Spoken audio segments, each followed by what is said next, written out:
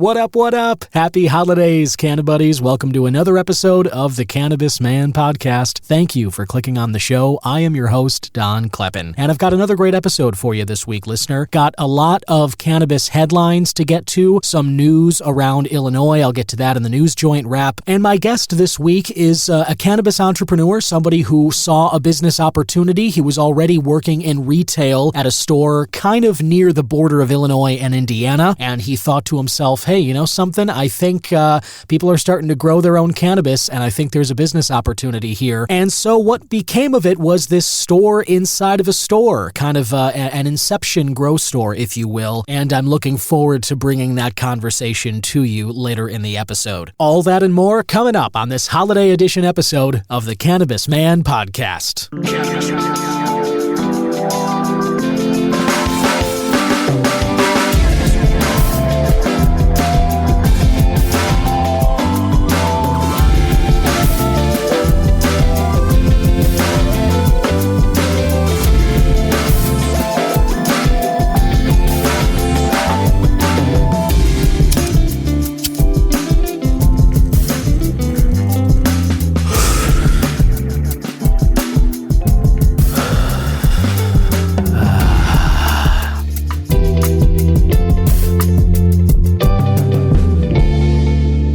And we are back. Let's kick off this episode with a holiday edition of the News Joint Wrap. This is a wrap-up of cannabis-related news articles and events coming up and information around Illinois and the Midwest at large, and it's brought to you by IllinoisNewsJoint.com. Think of it as the joint you can hit for all your Illinois cannabis news and reviews. And let's start with a very exciting announcement out of the city of Chicago this week. Mayor Lori Lightfoot announces that a cannabis research institute is coming to Chicago. This is going to be known as the CRI, a Cannabis Research Institute. The city, state of Illinois, and the Discovery Partners Institute announced the launch of CRI. It is a first-of-its-kind center in the Midwest that, according to the press release that was put out this week, will further boost Illinois' global standing as a science hub. Listener, if you've heard this show at all, you have heard me talk at length about the need for more research on cannabis. I love talking with guests and bringing those conversations and the knowledge that's being discovered in laboratories all over the world as people are studying cannabis more and more. I love bringing that new information to you. And so as somebody who's a little bit of a research nerd myself and somebody who's interested in cannabis and here in Chicago, I cannot tell you how legitimately excited I am for knowledge to start coming out of this research institute. Very excited for this. CRI is going to be a joint effort by the state and city housed within the Discovery Partners Institute, which is part of the University of Illinois system. Its goal is to provide a robust body of research and data to advance public knowledge on scientific and socioeconomic impacts of cannabis usage and production. The release stated that the arrangement allows the new institute to leverage DPI's offices, personnel, and resources in Chicago. With a scheduled rollout of the CRI over the next few months, DPI has begun a search for an executive director. They say in the press release, Chicago's an ideal location for cannabis research with its world-class academic and medical institutions and a deep bench of innovators. Can definitely vouch for that myself. This city is full of innovation. The CRI, the press release goes on, says, will be the premier research institute that seeks to promote equity and a desire to have an evidence-based, research-driven cannabis marketplace. Again, very, very excited about this. You can read more about that story, of course, and others at IllinoisNewsJoint.com. Rolling on, Green Rose Dispensary starts a new chapter for the state of Illinois. Collectively, the newest dispensaries built in Illinois have some of the best interior designs as any collective group of buildings in the state. This is according to Jason Brown of Illinois News Joint, but I agree with that assessment. There are some really beautiful dispensary designs all throughout the state, and next year, Illinois is set to start a new chapter with nearly 200 new dispensaries opening. Are you sick of the cannabis prices in Illinois? Well, those 200 new new dispensaries that are going to become operational,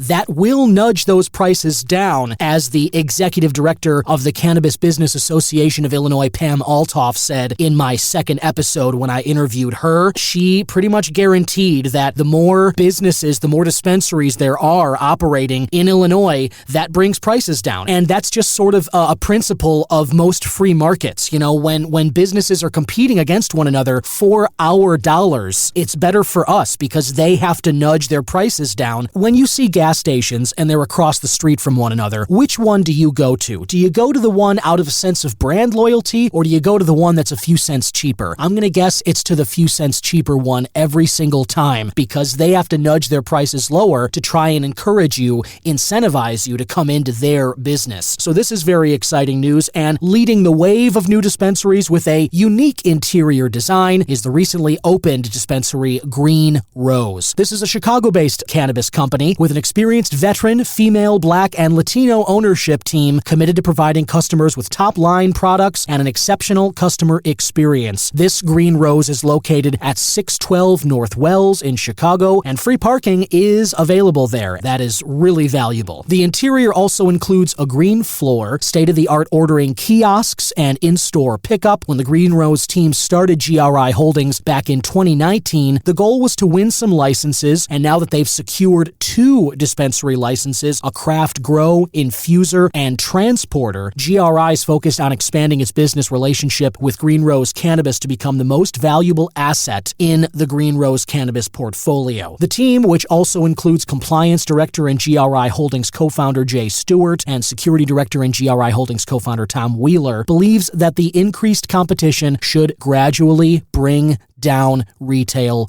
prices, which is good for consumers and the overall market. So, you heard it here first, not just today, but go back and listen to that second episode, the second episode I ever did, which came out in April of 2022 when I spoke with CBOA Director Pam Altoff, and she said the exact same thing. So next year, when you start to see those prices work themselves down, you remember where you heard it first. And next and finally for the News Joint wrap, flexible timeline set for next dispensary lotto. This also has to do with some of the new dispensary licenses given in Illinois. This comes out of the Illinois Department of Financial and Professional Regulation, IDFPR, which I've spoken about at length on the show before. So IDFPR has provided a flexible timeline as well as other supplemental information for the next round of cannabis dispensary licenses in Illinois. Applications for the lottery will be accepted starting at the end of January. So keep that in mind. If you're somebody who's looking to get into this dispensary license lotto, they're going to start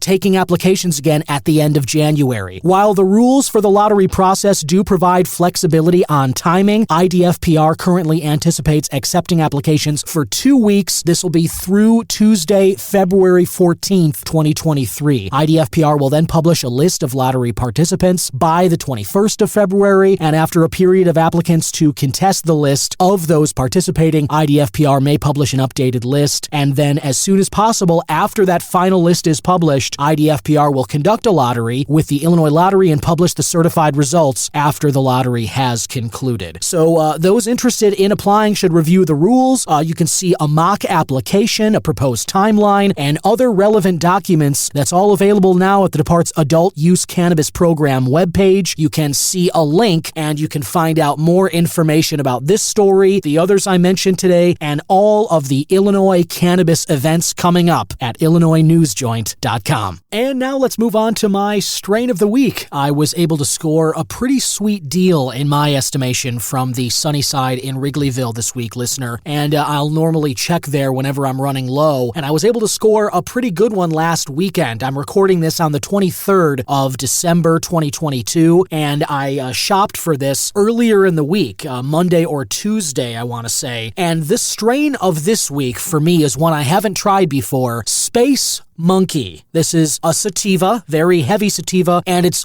advertised as a new sativa strain from Cresco Labs. If you haven't been to a Sunnyside, Cresco Labs is the cannabis company that backs that dispensary. Most of Sunnyside's products, they have a lot, but most of Sunnyside's products that they always have are Cresco products, and I'm a big fan. Space Monkey is no exception. I love my sativas, and as they describe it, there is no monkeying around with this new sativa from Cresco. Space Monkey Monkey is an offspring of GG number 4 and Wookiee number 15, boasts top terpenes such as limonene, caryophyllene, and linalool, and a flavor profile which features diesel, floral, pine, pepper, and spicy notes. The top experiences, the symptoms that most people report: heady, relaxing, and calming. And I would say that the linalool terpene is what comes through the most for me. That is the peppery and spicy note. There is some floral there. I get that on the aroma when I smell it. You can definitely get the floral there. I really didn't experience any diesel, okay? I've had some, whether sativas or indicas or whatever, I've had that gasoline taste. There's none of that for this to me here, not on Space Monkey. Most of what I get are the piney,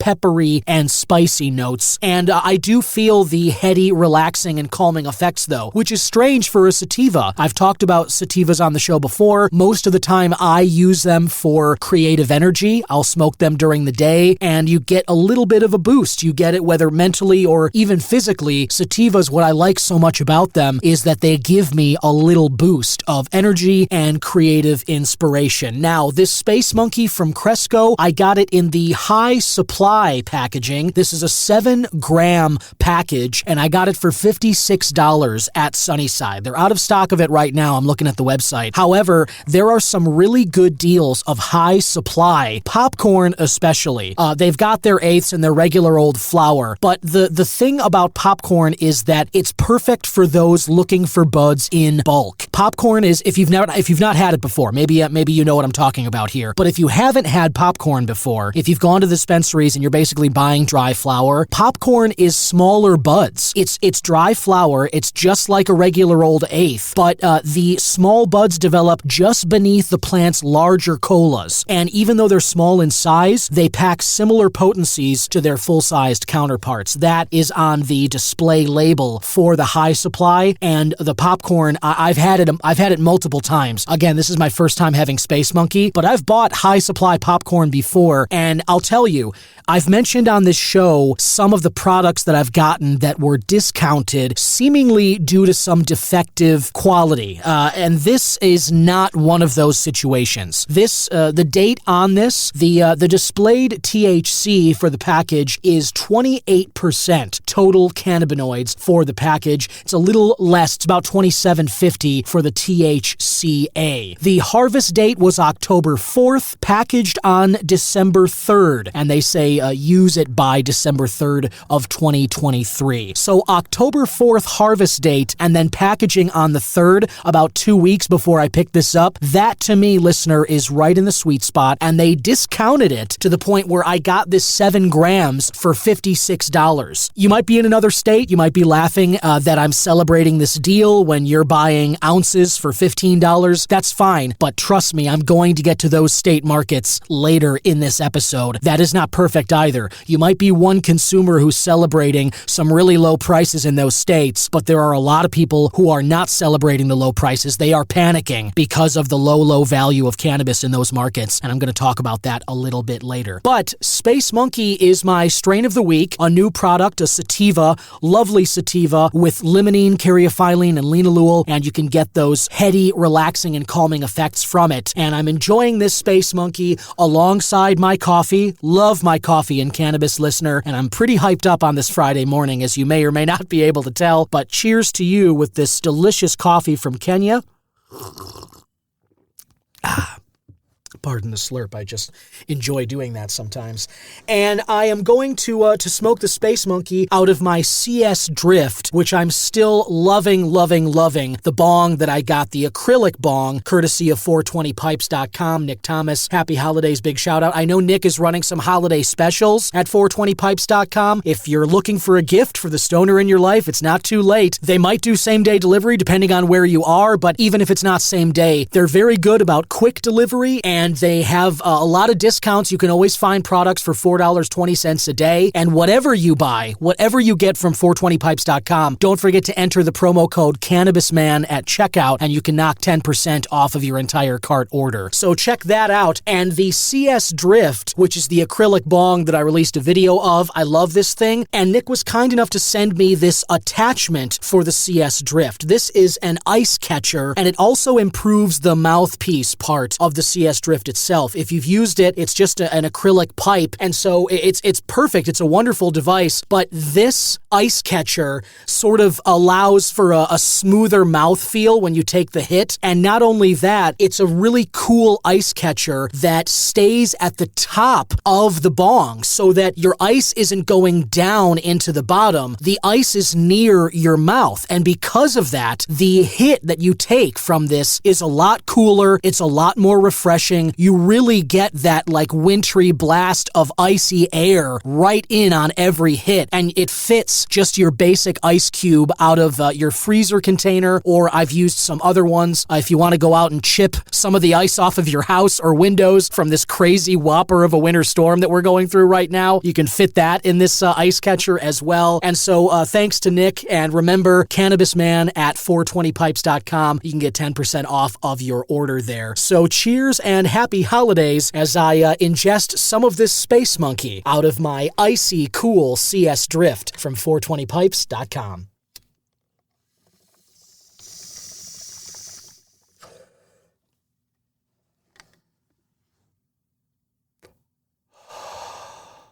Cool and refreshing.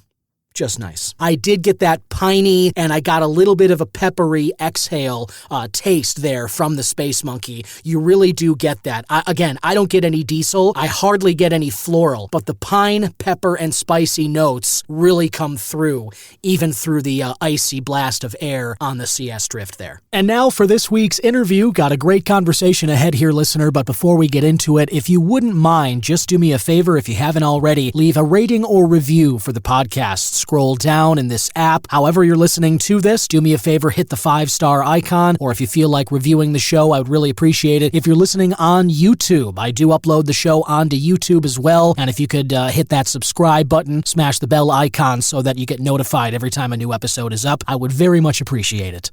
Listener, my guest today is a cannabis entrepreneur. He is running a store which is helping that is growers who are getting a home garden of cannabis plants up and going. And he's located in Indiana. It is the Blooms Brothers Hydro in the Apple store. And listener, please welcome Fred Sanders. Welcome, Fred. Thank you, Don. And it's actually the Apple House, not the Apple Store. That's totally different. The Apple House, of course. Thank you for correcting me, because, I guess I was just staring at my iPhone there and had a little Freudian slip. So, the Apple House. But it is Blooms Brothers Hydro, is that right? Yes. Okay, awesome. All right, so Fred, I just kind of like to start these by getting to know you a little bit. Can you tell me a little about how cannabis came into your life? Actually, pretty much through the store itself. Okay. As Illinois was moving toward medical use and things like that, there really weren't any options for home growers in our area to, get their supplies and advice and things like that. Yeah. So I went to the owners of the store and suggested this, and here we are. That's awesome. Cool. So I guess, so it sounds like you just sort of noticed that there was a need developing and likely to grow, and no pun intended, but you noticed this, thing in the market, and then you just approached the store. Why the store specifically? What was it about them that made you feel like this was a good fit? I actually already worked there. Okay. So it's an easy sort of entrance. Yeah. You were already in the door. Yeah, pretty much. Cool. And they were receptive? It was sort of like they agreed with your idea right off the bat? In stages, yes. It was more or less, we'll start it as a bit of a trial run, and then, okay, now you can bring in some more, and now some more. Got it. Little stages. Well, that's very cool, and good on you, I think, for just making the approach, and you worked at a place and saw an opportunity and made the pitch, and obviously it's worked out pretty well. So you are, as you mentioned, the store's located in Indiana, but yeah. Indiana is doesn't have a legal cannabis market as of yet, and no, it does not. Right, and Illinois does. It's been since January of 2020. We have recreational use, and for medical users in Illinois, you can have up to 5 plants at home. So, yeah. I guess how did you start reaching out to Illinois growers to come to your store? It was, to begin with, it was word of mouth, not that our Instagram page is huge at the moment anyway, but it used to be so much smaller. So yeah, it was mainly just through those two things to begin with. Gotcha. Yeah. I understand. It's kind of tough, and I have to imagine it's even tougher in an illegal state. I mean, here in Illinois, it's not easy to advertise a cannabis business. I've run into promoting even the podcast here. I've run into issues trying to just sort of run a cannabis sort of themed ad. And I have to imagine that's even tougher in a place like Indiana. Yeah. Oh yeah. And a lot of that too is, I'm only 7 miles from the Illinois border. And even with our TV stations and radio and all of that here in town, half of their area is Illinois. But yeah, it's really hard to do any kind of advertising or even through Facebook. I mean, I've had so many ads taken down on Facebook just because, of a word. So totally. Yeah, I'm right there with you on that. So when you did, and now the word has started to spread and I think more and more Illinois growers are starting to become aware of Bloom's Brothers Hydro. And I'm wondering, what, for people who are just starting their grow journey or even just considering it, what's something that you can share with them? Or maybe what's a product, let's say, that you've got at Bloom's Brothers that is going to make that journey a little easier for first-timers? For the first timers, it's more about playing to their strengths and just kind of slowly guiding them into it. Rarely with a first timer will I, suggest the entire line of something. Right. You don't need all of that until you know what it all does. So usually just the starters of any line will do well. You just try to figure out how much effort they want to put into it. And, what kind of equipment they're wanting to get and things like that, and cater each solution to that. Nice. Okay. So, as you said, I think that's smart. You do want to keep it simple. Somebody walks into the store, you're not trying to overwhelm them and the choice that they've made to start growing, right?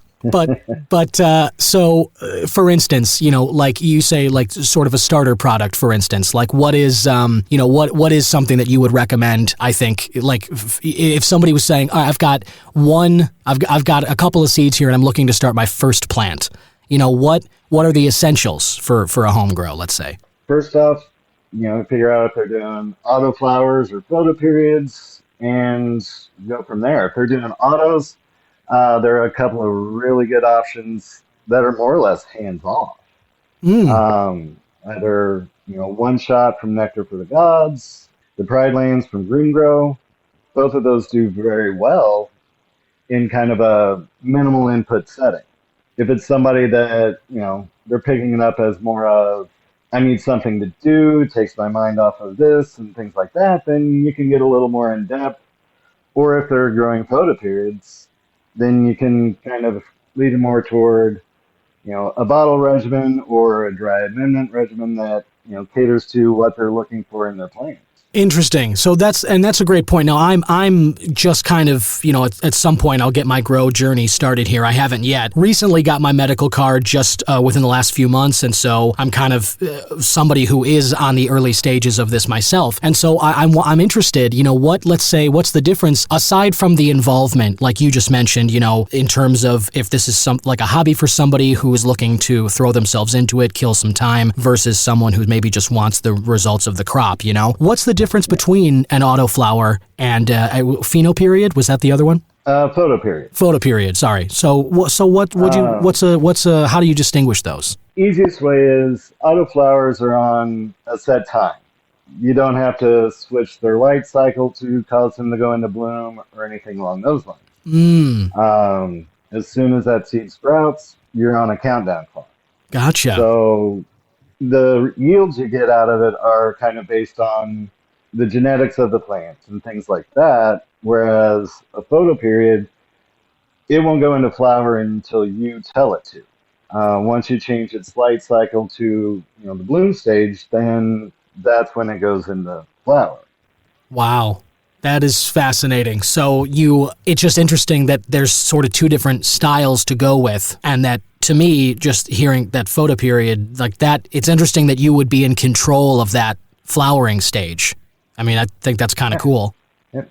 At that point, you're the one driving the car, so you better get it right. Yeah, I bet. So I guess, it sounds like, would it be fair then it sounds to me like it's kind of like the difference is that like, an autoflower is like buying, let's say, a computer or a PC like off the rack, and you go home and you just plug it in and it installs all the programs and just kind of gets going on its own. You just have the power, set going when you turn it on and off. But it sounds like the photoperiod is more like you building your own PC and a little more customization options, I guess, or being a little more in control of how much memory there is and what the power source, just things like that. Is that a fair comparison? Fairly close, yeah. With the autoflowers, it's more of, it's a preloaded game or a preloaded computer and you can't make changes to it. And then, yeah, like you said, you can just kind of add on with the photoperiod and just do more or less whatever you want with it. Interesting. So it's more like a game console versus a PC, a customized PC. More like, something like you buy a PlayStation or an Xbox, and that's a computer off the shelf that you're not going to be able to change at all. So you just kind of fire it up and that's that, versus the PC that you can make changes to. That's really fascinating and a cool way of thinking of it. You've got a lot of options with both. And autoflowers are kind of gaining some ground just because they are a set, date for harvest.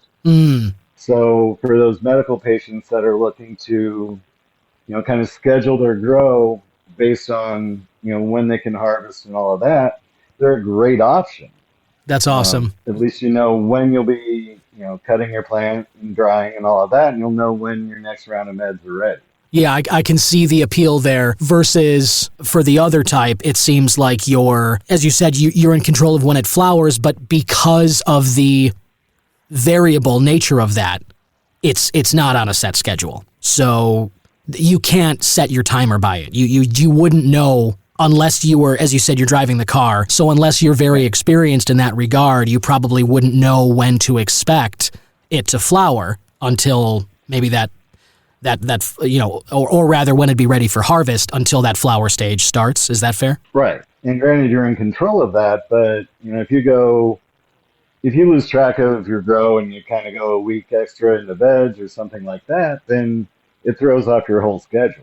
Yeah, and with an autoflower, it doesn't really matter what you do. It's doing its thing.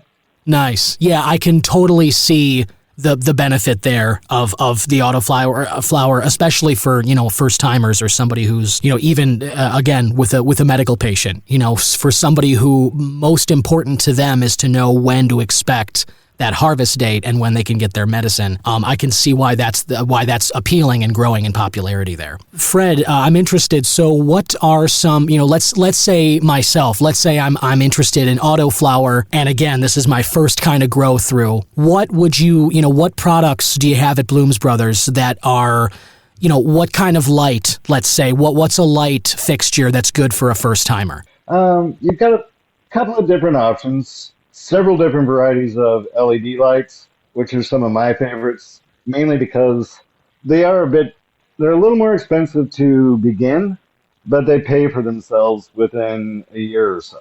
Interesting. How so?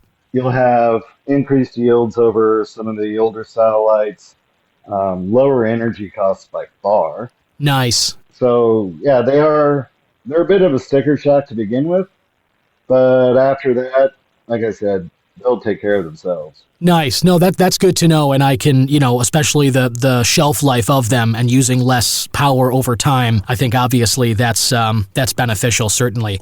Just out of curiosity, what are some of the other options besides LED? What else could somebody go with? So you've got, for like seedlings and things like that, you can use the high output T5s.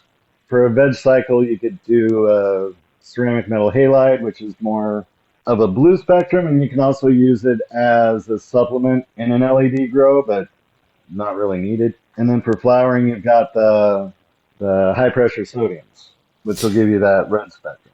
Interesting. So, and just again, I'm a novice here, so I'm just kind of curious. Do you, even with autoflower, would you change your light source at some point during the cycle? If you're running an LED that's full spectrum, no, you wouldn't have to. Got it. For the others, you will have better results changing the spectrum a bit going into a bloom phase. Okay. It more closely simulates the natural sunlight as far as later fall and things like that. So it kind of spurs the plant on to hurry up and produce big flowers. Nice. Interesting. And sort of another, I would say, probably a benefit for the LED, buying one of those is that it's, if you can buy a full spectrum LED that you won't have to change at any point during the journey, I think that's sort of another potential benefit, at least in my mind, for somebody who's a novice and just kind of going with the autoflower. One less thing, I think, to have to change or worry about during the process. I think that has some appeal to it. Yeah. And, there are some great options out there for LED lights. The thing I run into with a lot of my growers is, they see the price of them in the store and they're like, well, I can get it for, a third of that on Amazon. Well, you also get about a third of the light. So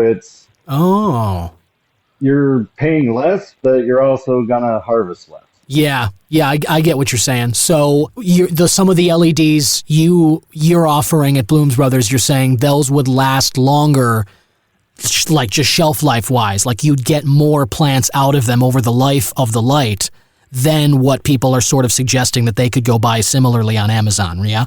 Well, not just that, it's the intensity of the light as well.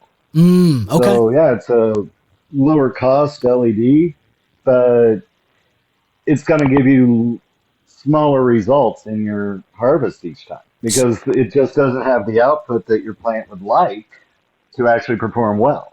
Sure. Yeah, that makes sense to me. And again, it kind of falls under that you get what you pay for category. And I think that it sounds to me like it's a better investment long term to just go with one of those higher quality full spectrum LEDs. And then you kind of get a nice long journey from that. And it's able to crank out some good flower for a good amount of time for the purchase anyway. Yeah. Question, Fred, what's your opinion on indoor grow versus outdoor? Obviously here in Illinois and Indiana, we have cold for hopefully only 2 or 3 months out of the year, but a lot of the time it's more like 5. And I've heard some people kind of say that, just natural sunlight is good for cannabis plants, but what's your opinion? What do you think? To me, it's more of the grower's choice, really, but I prefer an indoor just because you get to control it.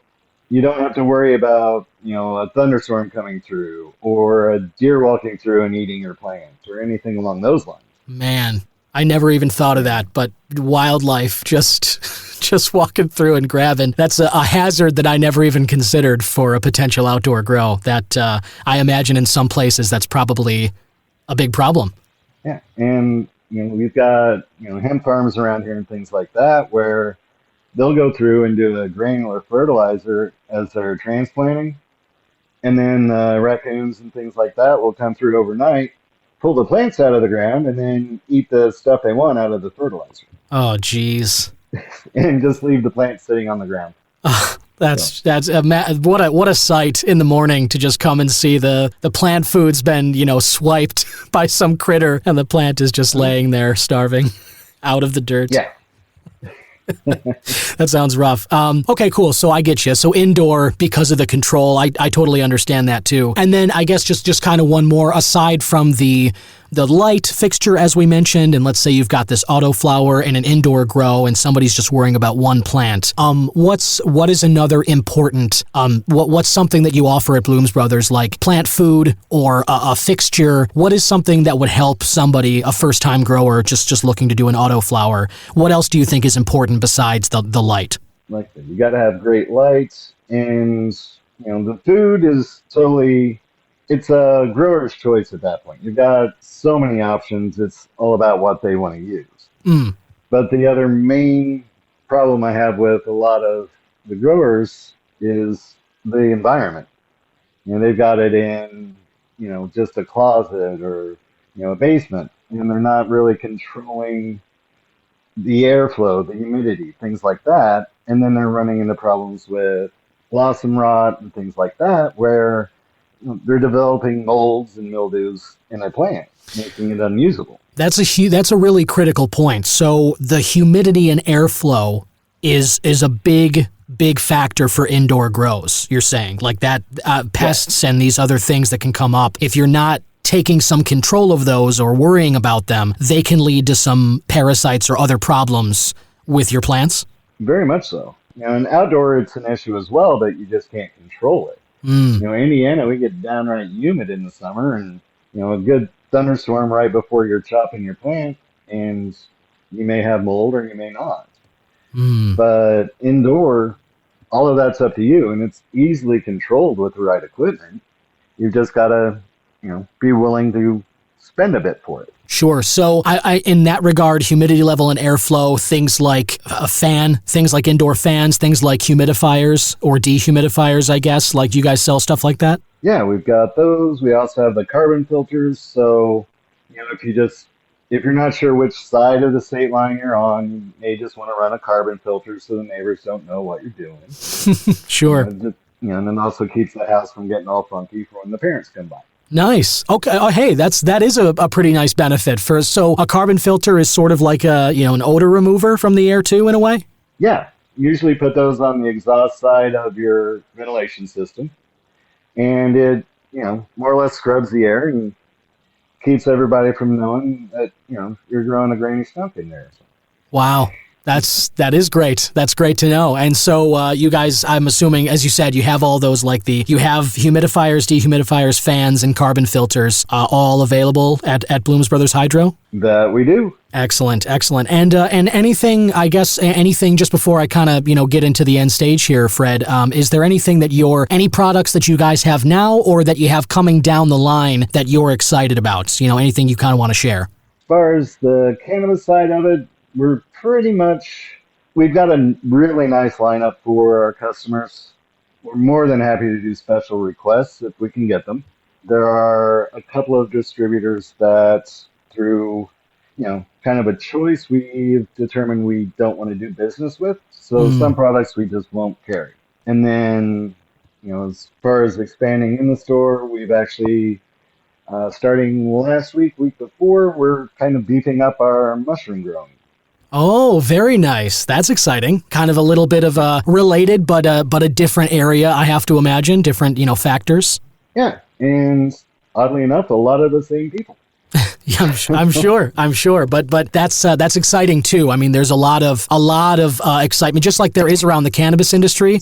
There is a lot of excitement around the psychedelics industry too. I know Colorado just voted to legalize mushrooms, and I've done a lot of reading on how much potential there is with those for mental, any mental issues people are facing, depression, things like that. Psilocybin is a lot of exciting potential down the line there. So I get why people are into that. Growing those. That's cool.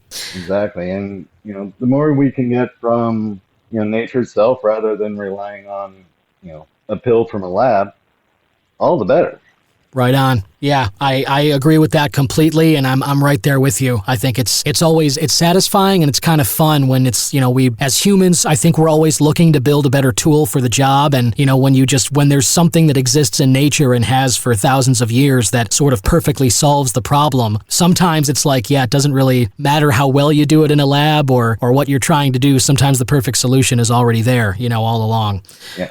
So that's very exciting, and thank you, Fred Sanders of Blooms Brothers Hydro in Terre Haute, Indiana. Thank you so much for jumping on today. I like to end these interviews by doing some quick hits questions. I just do 5 rapid fire, what's your favorite, kind of thing like that. Are you game for this? Sure. Right on. All right, cool. First quick hit, morning bird or night owl? Which are you? Actually, I'm a weirdo. I'm both. Nice. Hey, both is good. I think that's burning the candle at both ends and living life to the fullest. Sometimes it wipes you out, but I think, when you're involved in a business or you've got a family, sometimes you got to get up early and sometimes you got to stay up late to get your own stuff done too. So I fully get that completely. Also, okay, so second quick hit here. Do you watch any sports? Are you support any sports teams, hockey, football? What's your thing? Honestly, I don't. Fair enough. Hey, no worries. Not a sports watcher. What about movies or TV shows? What's a movie that either, anytime you see it come on, like the TV guide, you'll always flip it on, or if you turn on the TV and it's there, you'll watch it to the end no matter what part it's at. What's something that you like to watch? Actually, Casablanca is my favorite. But, classic. Any of the Lord of the Rings movies. Nice. Now, even the Hobbits, even like the sequel trilogy kind of a thing? I said Lord of the Rings, not the Hobbits. Fair. That's a crucial distinction. That's why I wanted to bring that up. But how about the most recent Lord of the Rings of Power? Did you watch that on Amazon? I have not, and I'm torn on that.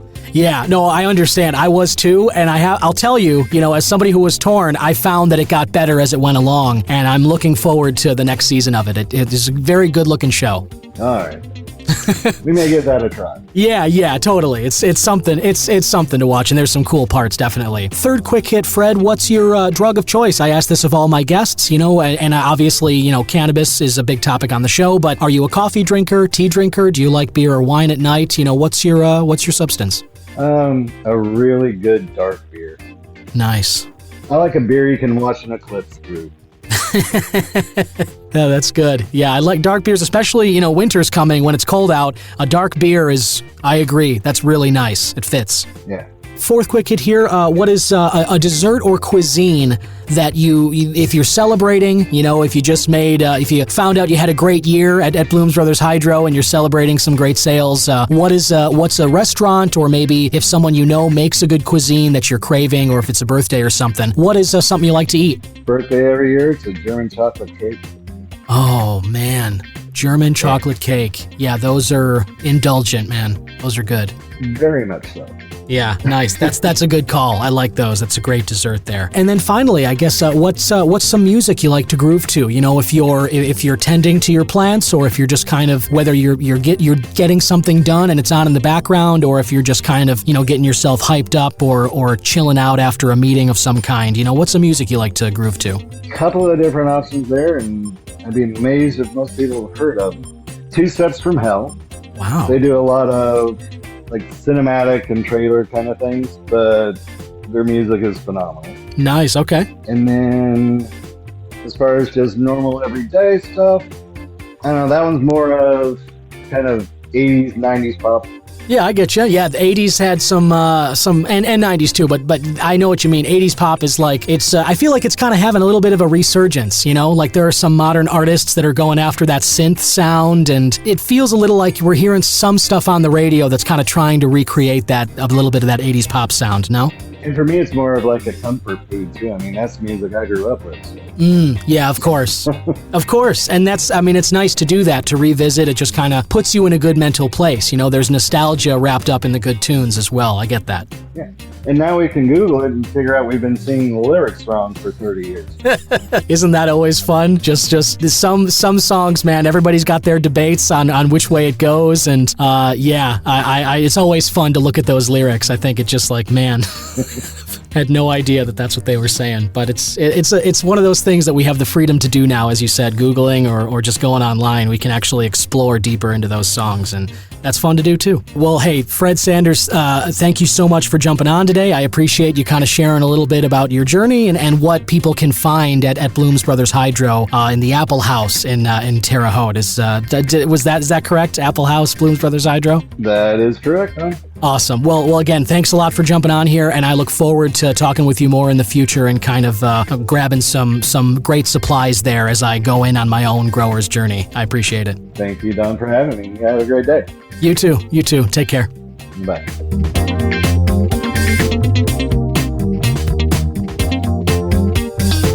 And there you have it. I want to thank again my guest, Fred Sanders, for coming on the podcast. Really appreciate his perspective there. Great idea he had just to try and get a little store within a store popped up there. Saw an opportunity, realized that many people in Illinois at least would be setting up home grow operations and would be kind of starting something and need equipment and need some guidance. And even though Indiana is not yet legal, I have to think they'll wise up one day. And I believe that Fred and his colleagues there at Bloom's Brothers Hydro are going to be set up for success long term. You can check them out on Instagram at Apple House Hydro, and they usually announce some of their deals there, and you can check out some of the great products they've got if and when you're interested in setting up your own home grow operation. And before I let you go this week, listener, I want to address a story that came up earlier in this week, and I touched on it a bit in the News Joint wrap earlier. It has to do with the prices for cannabis, and there's an article that came out out on the 19th of this month by Buzz Delier. I hope I'm saying that right, but it's thechronicmagazine.com. That's the publication I'm reading from here. Headline reads, "Declining flower prices could destroy the pot business forever." I'm going to share the article here. I'll let you make your own decision about it, but I thought it was worth bringing to your attention. Cannabis industry leaders are facing a new challenge as prices for cannabis flower plummet, disrupting the market equilibrium. With competition from the black market forcing legal retailers to keep costs down, producers and sellers alike must grapple with how to balance supply and demand in an environment where profitability is becoming increasingly difficult to achieve. Now, this is the stuff I really wanted to get to here. In Oklahoma, the cannabis market is an incredibly competitive one, with a high number of growers and dispensaries in the state, over 7,000 active grow licenses and 2,500 dispensary locations, respectively. Competition has driven prices to rock bottom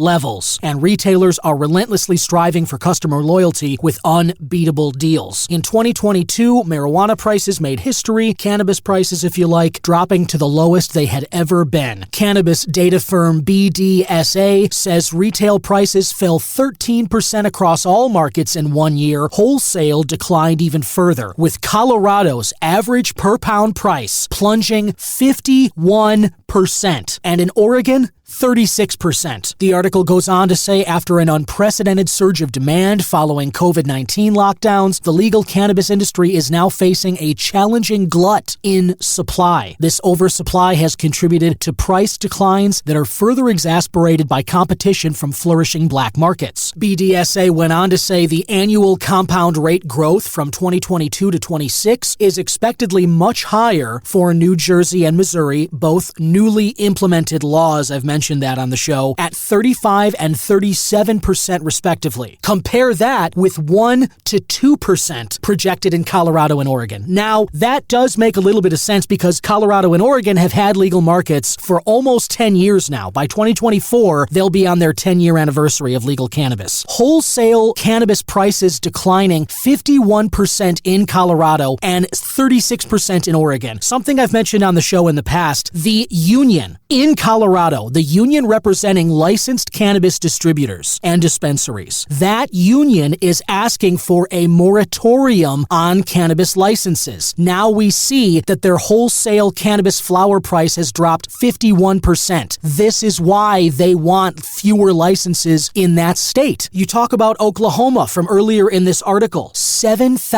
Over 7,000 active grow licenses and 2,500 in dispensaries. This is what I've talked about on the show before. There are people who are advocating for no license caps in legal cannabis markets. I believe that's a debatable topic, and this is my argument. If you or anyone you know is at all interested in maybe making some money on cannabis, however you get involved in the industry, that's your own business. If you're a grower, cultivator, dispenser, if you come up with a great idea for a business and provide people with a new experience, that personally is where I think the best growth is going to be. Wherever you enter this market, let me tell you the last thing that you want to see or hear. It's over 7,000 active grow licenses and 2,500 dispensary locations, and the fact that wholesale flower prices are dropping 50 and 36% in states that have been legal for almost 10 years. What does that say to you as somebody who might want to get in on this business? That the profitability window has already maybe closed in some of these states. And now these people want Illinois to just open up and say no more license caps. I do not believe the long-term solution to this problem. And by problem, I'm specifically referring to high cannabis prices in Illinois. I don't believe the solution is limitless licenses issued. I don't believe there should be no cap. I believe the cap should be a little higher than where it is, and Illinois is slowly crawling along, issuing more licenses. 200 next year, another lotto at the end of January. Over the next 4 to 5 years, there will be new Illinois dispensaries, and it's going to bring prices down. It's already happening. But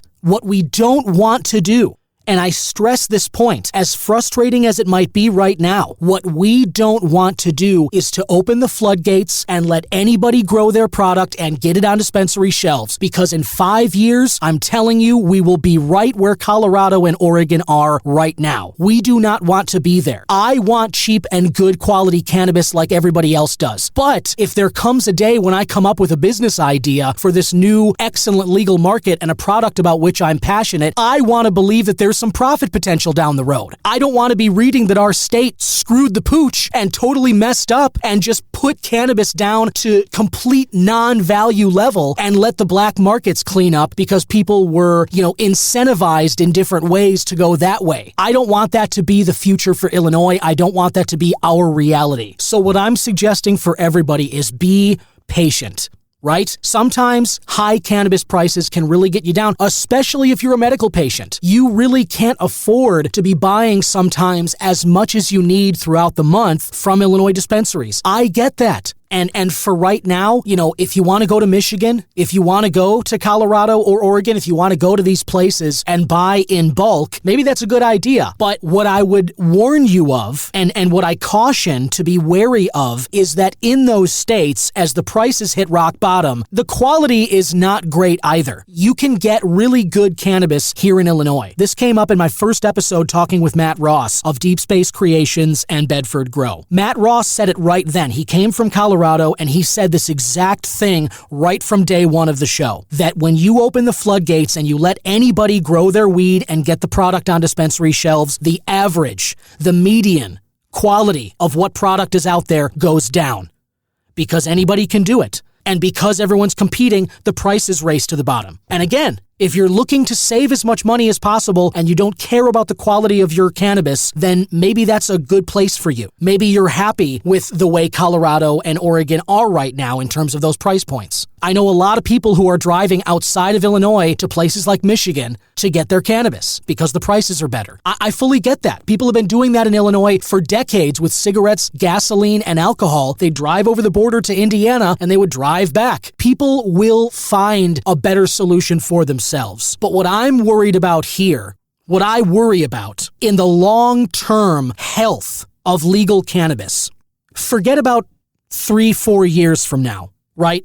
Forget about that. In 20 years, in 30 years, what I don't want to happen is for the various states that have done this to have driven flower prices to such a low point and then have forced other states to do the same in order to compete with other newer businesses that have been given licenses. What I don't want to happen is for there to be no incentive for these businesses to provide quality cannabis and better experiences for us, the consumer. If the prices hit rock bottom, if Illinois heads to where Colorado and Oregon and where I believe Michigan is heading to, if Illinois does that same thing, and other states do it too, and the profit potential goes way, way down for businesses, what is their incentive to innovate? What is the incentive? If there's no profit potential, who is making the new cannabis products? Who's making the new experiences? There's a rise in Mundelein right now where you can go and lounge and you buy cannabis products and you smoke it all day and you enjoy it like you're in Amsterdam. There's only one place you can do that in Illinois right now. I want more of those places, not less. I don't want the rise in Mundelein closing up shop in 10 years because they can't make a profit, because the prices for flour are so low. That is the danger. It's not short term. I get that there's frustration. You feel it in your pocketbook. Inflation is there. This is something we need to think long term about it. You need to have the fortitude. You need to have the vigilance. Find the companies that you enjoy. Find the products that you like. Find the deals that you can stomach, that your wallet can handle. Find, those are out there. It might sound, it might still sound like too much, $30 and $35 eighths here around Chicago. But for me, that's what I was getting on the black market when I was buying there. This is a couple of years ago now, but that's basically what my price point was. And soon there's going to be delivery as well, where you're not even going to have to go to the dispensary, but you can order it through DoorDash or one of those other things. You better believe Chicago's going to come for that. I promise you. That'll be there in the next couple of years. You won't even have to leave your place. You'll be able to order this delivered. If we want to see this world with more cannabis innovation, with amazing products, with people just cranking out these great times, great parties, great, hangouts with cannabis there. If you want to live in that world as I do, We need to be very wary of just allowing anybody to become a licensed distributor or grower. We can't just let everybody into the party. It's just not going to work well for us in the long term. It might feel short term like that's a better solution. You want that relief in your wallet. But more than the relief in the wallet short term, I think we all want legal cannabis.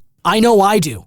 I don't want to go back to 10, 15 years ago when I did have to rely on my dealer. Or if that guy dropped off, I'd have to go out to some parties and meet people. I'd have to just be asking randos, hey, you know anybody? I don't want to go back to that. And I know you really don't either. I don't care how close you are with your plug. I don't care how good your situation is. We don't want to go back to that. The fact that you can grow your own plants now with a medical card in Illinois, the fact that we're going to see this delivery from dispensaries, and the fact that you can rely on, mostly from different companies, you can rely on high quality, and we're going to see the prices go down. I realize the frustration from many with how Illinois rolled this out. I realize that it would have been nicer and that we would all be a little happier, I think, with the price points if they had rolled out to more dispensaries, and if they didn't screw it up with the specialized groups getting the lottery dispensaries, and leading to those lawsuits. That was what delayed this for like 3 years, the tying it up in courts. Now we're going to start seeing next year, 2024, 25, we're going to start seeing these prices roll down. There'll be more dispensaries rolling out. There's going to be more experiences and more. There's going to be a lot of innovation coming for cannabis, and it won't come if there's no profit potential, if there's no incentive for people to innovate and to bring those experiences and that quality of life improvement to all of us. So I'll end the rant there. I just wanted to kind of point this out. It's been something that I've talked about on the show before, and I just feel like I got a lot of crap for it. I've had people throw it back in my face and say that wasn't going to happen. Well, it's happening.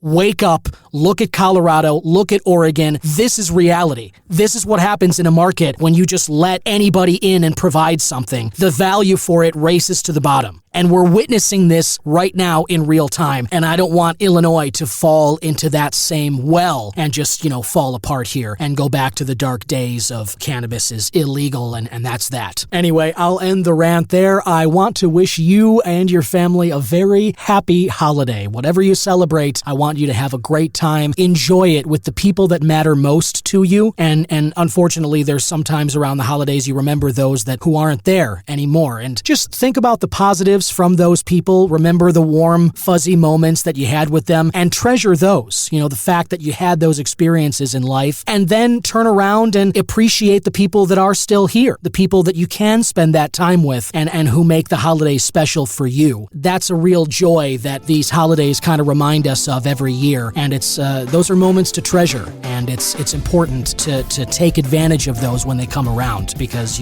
none of us know how many more we've got in the future. So enjoy that. Have a wonderful, happy holiday to you and yours. And I will continue to endeavor to bring you episodes filled with interviews and perspective and news articles and events, and just chronicle this cannabis change in society as it's happening as we move into 2023 and beyond. So thank you for joining me on the Cannabis Man podcast. Happy holidays. Get blazed. Cannabis Man is an original production of myself, Don Kleppen. Original theme music by Yusu Kim, aka Goodson. Other music by Pat Perez, and logo designed by Vorbroker Media. If you like the show, please rate, review, subscribe, and share whenever you can.